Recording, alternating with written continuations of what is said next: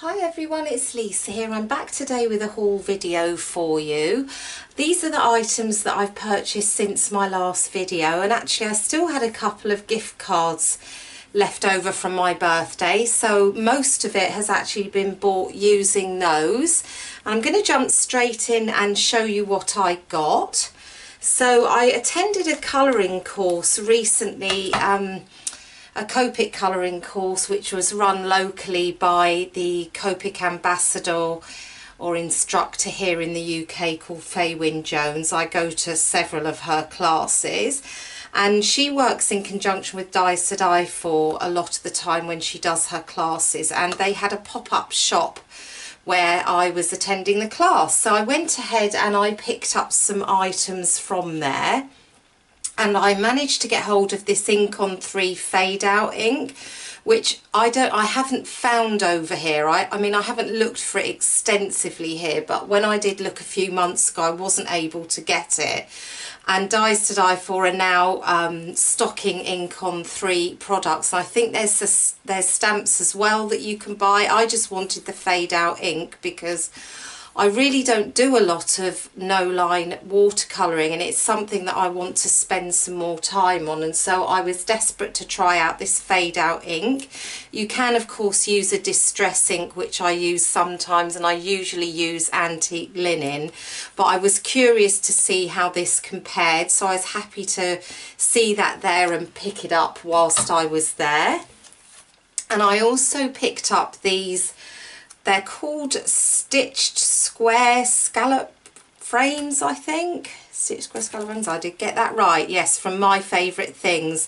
I think they're really gorgeous. I love the inside scallop. I do have a rectangular version of these, but I do like making square cards, and of course you could use the square on a rectangular card as well. I think they're just so pretty. The scallop is quite small, and I thought I would pick those up whilst I was there, and I actually made a couple of cards with them, so I have used them, and I did it with some liquid watercolour as my background. I did a video for these a few weeks ago if you're interested in seeing it, but that's how it looks in practice, and I'll see if you can see it a little bit closer there. I do have the cellophane on, so it's not too easy, but it's really a lovely kind of pretty edge on the inside of the square. So that's how I've used those so far. And I've also was trying to get hold of some of this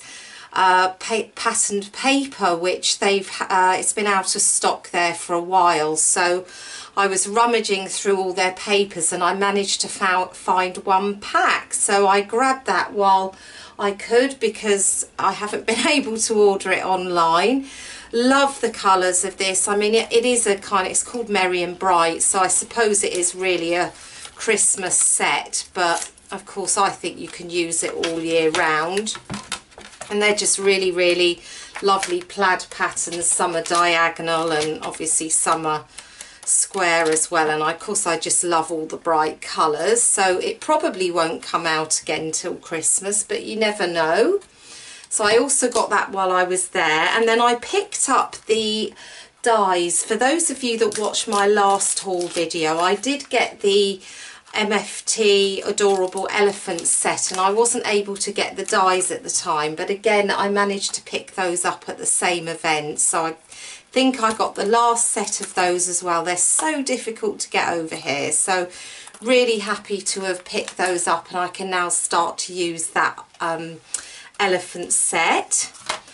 I also got some of the Hero Arts Infinity dies. I do have a couple of hearts, but I don't have anything big at all. I think the biggest I've got is probably around that size, and so I don't have anything larger, and I'm a really big fan of Hero Arts Infinity dies. I think they're great value.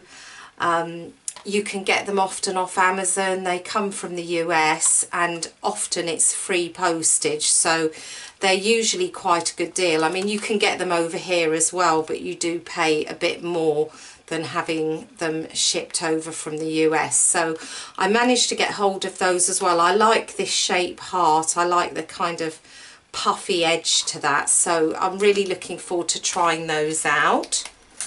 And then I also picked up this stamp and die set, again from my favourite things. I've been looking for a floral set to just use with ink. Sometimes I don't want to colour all the time. I don't, you know, you don't always have time to colour all the time.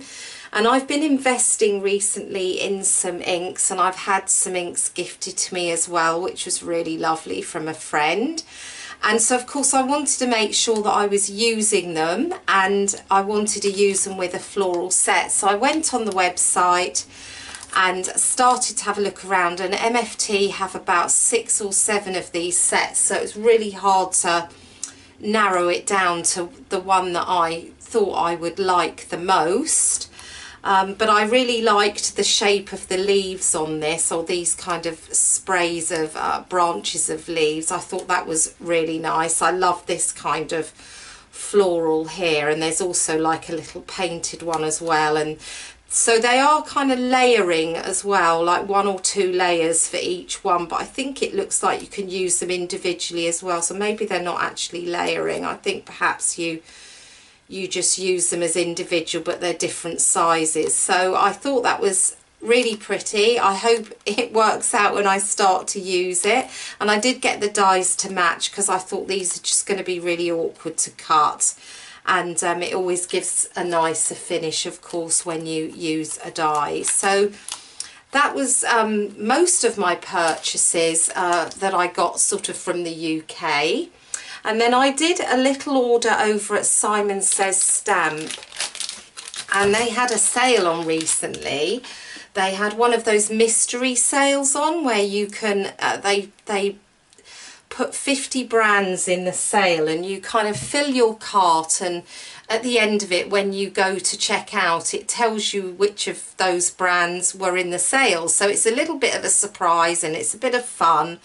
I actually only wanted Simon Says Stamp stuff, and fortunately when I added it into my basket, it was one of the brands that was on sale, so I did manage to get my items on sale. And I do usually wait for a sale at Simon Says Stamp before I order. So my first item was this beautiful Pretty Peonies background set. This came out a couple of months ago. You know, I love my florals, and I don't have I'm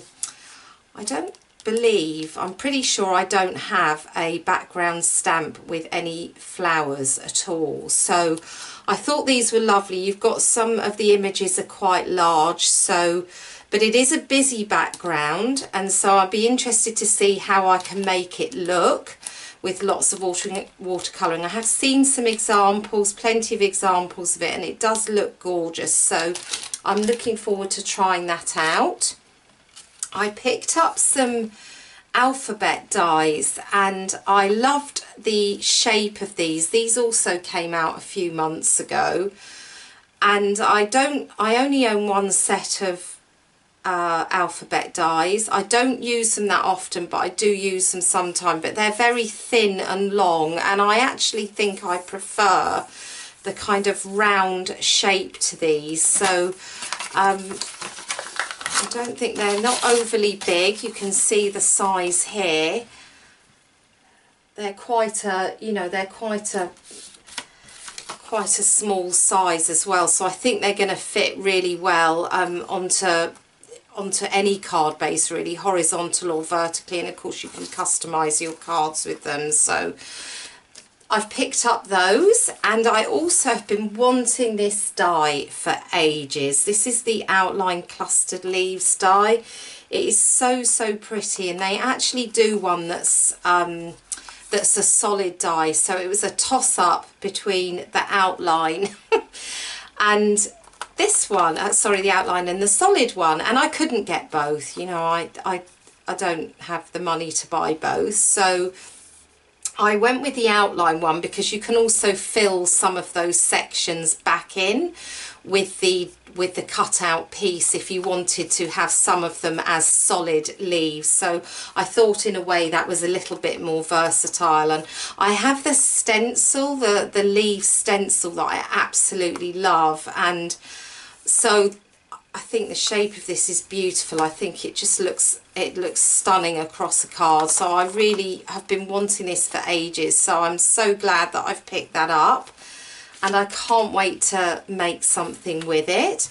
I got a happy birthday die. I don't have I haven't got anything in this kind of size or script. I thought this was really, really pretty.